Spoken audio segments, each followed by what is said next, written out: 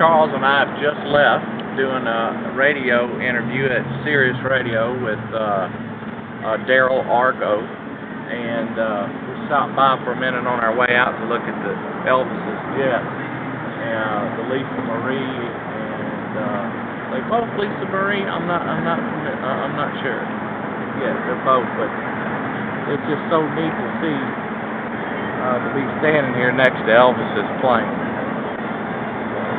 This is Mr. Chris Russell from New Columbia, Illinois.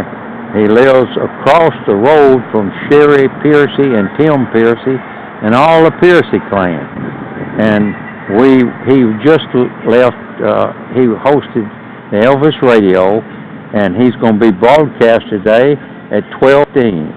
And here we are at the, I think this is Leasa Marie is the name of this, if I'm not mistaken.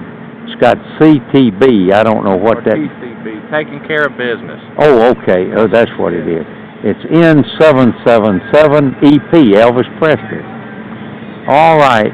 With no other to do, Mr. Russell,